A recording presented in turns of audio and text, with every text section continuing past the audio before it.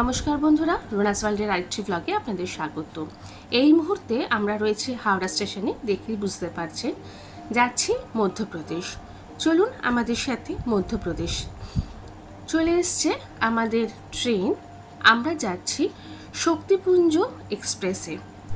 হাওড়া থেকে বেলা 1:10 ছেড়ে মধ্যপ্রদেশের বেওহারিতে পৌঁছানোর টাইম সকাল 8:30 নাগাদ। আজকে ভীষণ নস্টালজিক ফিল করছি, কারণ আমার ভ্লগিংয়ের যাত্রা শুরুই এই মধ্যপ্রদেশের জঙ্গল ভ্রমণ দিয়ে। দ্বিতীয়বারের জন্য আমরা যাচ্ছি আবার মধ্যপ্রদেশের দুটি জঙ্গলে, সঞ্জয় ডুবরি আর বান্ধবগড়। কিন্তু এই ভ্লগে আমরা দেখাচ্ছি সঞ্জয় ডুবরিতে আমরা একটা অসাধারণ জায়গায় ছিলাম।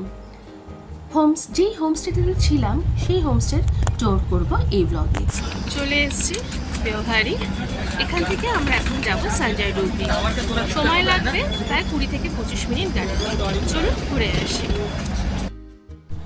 2022 সালে প্রথম এই বেওহারি স্টেশনে আসা, কিন্তু অদ্ভুতভাবে এই 4 বছরে কিন্তু বেওহারি স্টেশনটা অনেকটা চেঞ্জ হয়েছে। ওই যে দূরে আমাদের গাড়ি দাঁড়িয়ে রয়েছে, আর এই বেওহারি স্টেশনের সামনের দিকটা গাড়ি চলতে শুরু করেছে। একটু বাদেই একটা জঙ্গলের ভেতর দিয়ে আমরা কিন্তু যাচ্ছি। আমাদের যে থাম্বনেইলটা ছিল তাতেই আপনারা দেখেছেন যে আমরা ছিলাম একদম জঙ্গলের ভেতরে একটি জায়গায়। মিশরাজের হোমস্টে সঞ্জয় ডুবরিতে অত্যন্ত পরিচিত একটি হোমস্টে, আর এটি কিন্তু এমপি ট্যুরিজমের সাইটেও নাম দেখতে পাবেন, শ্রী সাই হোমস্টে বলে। ডেসক্রিপশন বক্সে সম্পূর্ণ তথ্য আমরা লিখে দেব, ভালো করে ওখান থেকে কিন্তু আপনারা সবটা জেনে নিতে পারবেন। বেশ খানিকটা রাস্তা পেরিয়ে এসে খানিকটা এরকম চওড়া ফাঁকা জায়গা, আর ঠিক তার মানে বেওহারি স্টেশন থেকে এখানে ঢুকলাম 25 মিনিটের মাথায়।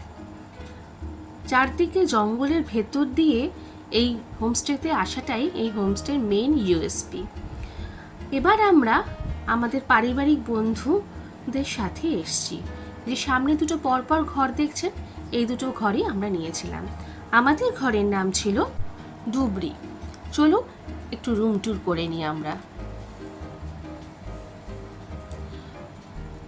আপনারা হোমস্টে সম্পর্কে নিশ্চয়ই এইটুকু জানেন যে হোমস্টেতে খুব বেসিক অ্যামিনিটিস দিয়ে আপনাকে থাকার ব্যবস্থা করে দেবে। তাই জন্য এখানে কিন্তু লাক্সারি খুঁজতে আসা হলো ভুল। এখানে আমাদের 3 বেডরুমের একটা হোমস্টেতে আমরা রুম নিয়েছি। একটা কুইন সাইজের বেড, আর তার সাথে একটা এক্সট্রা খাট দেওয়া রয়েছে। আর জানলার পর্দাটা খুললেই দেখুন জঙ্গল। বাথরুমে সমস্ত ধরনের বেসিক যে অ্যামিনিটিস থাকা উচিত, সেই সমস্ত বেসিক অ্যামিনিটিস নিয়ে একটা পরিষ্কার পরিচ্ছন্ন হোমস্টে। এই যে এই পাশ থেকে এইভাবে দেখাচ্ছে, আর আপনাদের দাঁড়ান দেখাচ্ছি ওই পার থেকে। এই যে, আর লোকজনের ব্যবহারও ভীষণ ভালো। যখন যা বলছি সেটা কিন্তু ওরা অ্যারেঞ্জ করার ব্যবস্থা করছে। এই যে এখানে আমরা লাঞ্চ করছি। আজকে আমরা বলেছিলাম ডিমের কারি দিয়ে ভাত খাবো, তো আমাদের জন্য এনেছে ডিম, তার সাথে রয়েছে ভাত, ডাল, আলু ভাজা এবং স্যালাড। তারপরে অবশ্য ওনারা মিষ্টিও দিয়ে গেছিলেন। এইটা হচ্ছে এমনি প্লেট, মিষ্টিগুলো পরে এসে দিয়ে গেছিল। আর এখানে সবাই আস্তে আস্তে আমরা খেয়ে নিচ্ছি। চারদিকটা দেখুন, পুরো ঘেরা জঙ্গল। বসে পড়ছি আমি আমার প্লেট নিয়ে।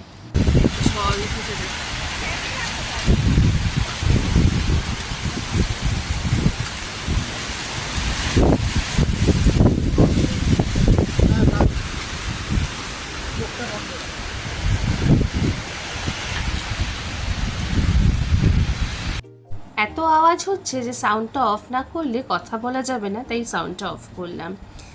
খেয়ে উঠতে উঠতে হঠাৎ করে আকাশ কালো হয়ে তুমুল ঝড় শুরু হয়েছে। আপনারা দেখতেই পাচ্ছেন কি প্রচণ্ড ঝড়। এদিকে আবার আমাদের বিকেলবেলা কিন্তু একটা কোর জোনে সাফারি রয়েছে। মনে মনে ভাবছি এই ঝড় বৃষ্টি হলে কি করে আমরা সাফারিতে যাব। এই পাশে একটা দোলনা রয়েছে, আর ওই পাশ দিয়ে আরেকটা রাস্তা চলে গেছে, সেখান দিয়েই আমরা যাব। দেখুন কীরকমভাবে বাঁশ গাছটা দুলছে, আকাশটা অসাধারণ।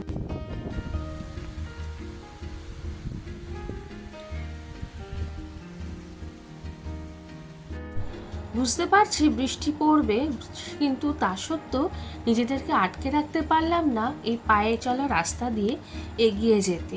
কারণ ওনারা বলছিলেন এখানেই একটা দরজা আছে নদীর পাড়ে যাওয়ার জন্য। এই যে দেখছেন এই দরজা দিয়ে বেরিয়ে আমরা চলে যাচ্ছি সোজাসুজি বানাস নদীর ঠিক কাছেই। যদিও এখন জলটা একটু সরু রয়েছে গরমকাল বলে, তাই জন্য অনেকটা রাস্তা যেতে হবে, তবু যতটা কাছাকাছি যাওয়া যায় আমরা সেইটা চেষ্টা করছি। এই যে এরও অনেকটা নিচে নামা যায়, কিন্তু আপাতত আমরা এখানেই থামছি, কারণ বৃষ্টি হলে পরে তখন কিন্তু আবার ফিরতে সাংঘাতিক অসুবিধা হবে। যাই হোক, আপনাদেরকে দেখালাম মিশ্রাজির হোমস্টে। এটা এমন একটা জায়গা যে প্রকৃতিপ্রেমী মানুষরা এখানে যদি এই ব্লগটা দেখেন তাহলে না এসে থাকতেই পারবেন না। যদি আমাদের এই মিশ্রাজির হোমস্টের অর্থাৎ শ্রী সাই হোমস্টের থাকার যে ব্লগটা সেটা আপনাদের ভালো লেগে থাকে তাহলে অবশ্যই একটা লাইক করবেন, কমেন্ট করবেন, অনুরোধ করব সাবস্ক্রাইব করবার। দেখা হবে খুব শিগগিরই সাফারি ব্লগ নিয়ে আপনাদের সাথে। সবাই খুব ভালো থাকবেন, সুস্থ থাকবেন। নমস্কার।